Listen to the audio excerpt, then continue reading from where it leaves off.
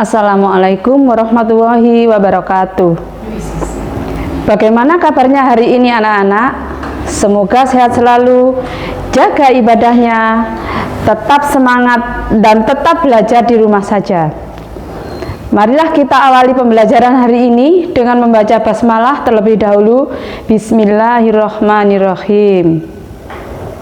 Baiklah anak-anak, hari ini kita belajar dengan tema yang ada di sebelah ini. Kita akan belajar tentang pentingnya udara bersih bagi pernapasan melalui bacaan berikut.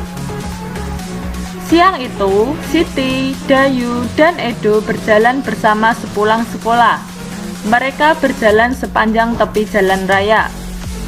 Tiba-tiba sebuah mobil melewati mereka. Mobil itu mengeluarkan asap tebal dan hitam. Udara di sekitarnya pun langsung berwarna kelabu. Dayu jadi terbatuk-batuk. Siti dan Edo segera menutup mulut dan hidung mereka. "Kita berhenti dulu sebentar teman-teman," pinta Dayu kepada Siti dan Edo.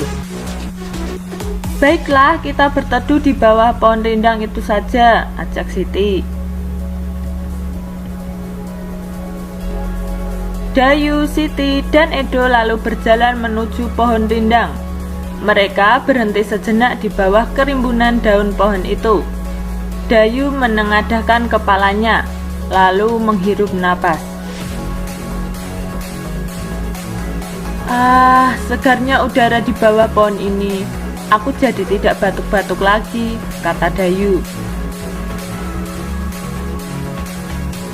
"Kira-kira mengapa Dayu batuk-batuk? Dan mengapa kita merasa nyaman saat berada di bawah pohon rindang?" Untuk menjawab pertanyaan berikut, yuk cari tahu.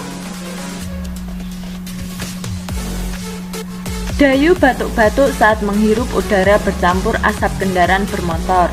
Sebaliknya, saat menghirup udara di bawah pohon rindang, Dayu merasa nyaman. Udara di bawah pohon rindang terasa segar. Sedangkan asap kendaraan bermotor menjadikan udara kotor. Udara kotor menyebabkan gangguan pernapasan.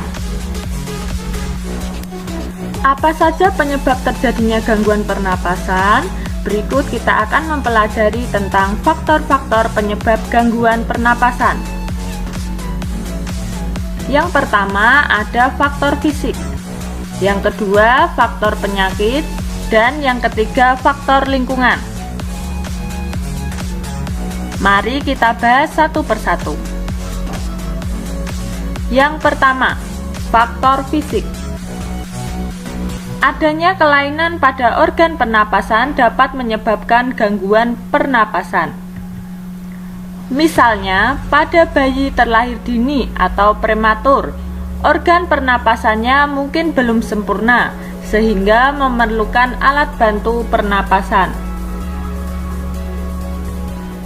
Yang kedua, faktor penyakit.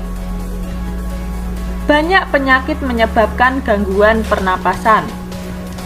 Misalnya, influenza, asma, bronkitis, emfisema, dan kanker paru-paru. Dan faktor yang terakhir yaitu faktor lingkungan. Kita bernapas untuk menghirup oksigen. Lingkungan kotor, asap kendaraan, asap pabrik, dan asap rokok mencemari udara. Udara tercemar menyebabkan ketersediaan oksigen menipis, sehingga kita merasa sesak saat bernapas. Kamu telah mengetahui berbagai penyebab gangguan pada pernapasan manusia. Salah satu faktor penyebab gangguan pernapasan adalah lingkungan. Banyak berita tentang pengaruh lingkungan bagi kesehatan, terutama pernapasan. Berikut cuplikan salah satu berita di majalah Tempo, edisi 21-27 September 2015, yang berjudul "Kuldesak Lantaran Jerebu". Aroma sangit asap dari lahan yang terbakar menusuk hidung warga Pekanbaru Riau. Pada Selasa pekan lalu, seantero kota diselimuti kabut. Jalanan lengang dan pagi itu meredup lantaran sinar matahari tersaput asap. Kebanyakan penduduk memilih tinggal di rumah. Meski begitu, asap tetap masuk lewat ventilasi. Tak ada lagi tempat berlindung, di rumah saja sudah tak aman, ujar Asep Dadan Muhanda kepada Tempo. Khawatir terhadap kesehatan dua anaknya yang masih kecil, pria 34 tahun itu memboyong keluarganya keluar kota. Dari rumahnya di Kecamatan Tampan, Asep mengungsi ke tempat sanaknya di kota Bukit Tinggi. Apalagi sekolah dasar anak sulungnya diliburkan hingga waktu yang tak pasti. Hampir semua sekolah di Pekanbaru telah diliburkan sejak awal September lalu. Langkah meninggalkan Riau untuk sementara waktu memang tepat. Menurut pantauan satelit Terra dan Aqua milik Badan Antariksa Amerika Serikat atau NASA, angin membawa asap kebakaran lahan dari Sumatera Selatan dan Jambi ke Riau. Itu berarti asap akan terus menumpuk di Riau jika tidak ada penanganan. Asap pembakaran jelas berbahaya karena mengandung partikel kimia yang tak cocok bagi tubuh manusia. Ada partikel kasat mata dan partikel tak kasat mata. Partikel kasat mata berupa debu. Partikel tak kasat mata berupa sulfur dioksida, karbon monoksida, nitrogen dioksida, dan ozon. Jika seluruh partikel melebihi 350 part per million atau ppm, akan timbul penyakit. Indeks pencemaran udara di Riau mencapai level 710 ppm. Ini berarti petaka bagi penduduk. Terbukti jumlah pengidap gangguan pernapasan tinggi. Dinas Kesehatan mencatat ada 26.000 lebih pengidap infeksi saluran pernapasan akut atau ISPA, 3.000 lebih penderita iritasi mata dan kulit, 1.200 penderita asma, serta 500 pengidap pneumonia. Dari bacaan Kuldesak lantaran Jerebu, kita akan belajar membuat pertanyaan dengan kata tanya apa, siapa, di mana, bagaimana, dan mengapa. Contohnya kata tanya apa. Pertanyaannya, apa penyebab asap di Riau?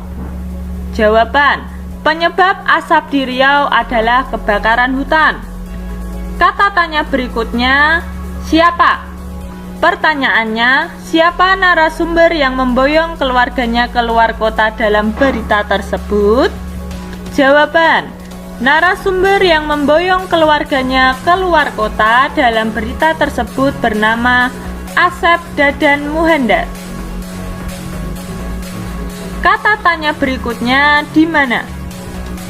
Pertanyaannya, di mana kebakaran hutan terjadi? Jawaban, kebakaran hutan terjadi di Sumatera Selatan dan Jambi. Kata tanya berikutnya, bagaimana? Pertanyaannya, bagaimana upaya penduduk Riau menyelamatkan diri dari bahaya asap? Jawaban, sebagian penduduk Riau keluar wilayah sementara waktu untuk menyelamatkan diri dari bahaya asap. Dan yang terakhir, kata tanya mengapa? Pertanyaannya, mengapa langkah meninggalkan Riau sementara waktu dianggap tepat? Jawabannya, langkah meninggalkan Riau sementara waktu dianggap tepat karena angin membawa asap kebakaran dari Sumatera Selatan dan Jambi ke Riau.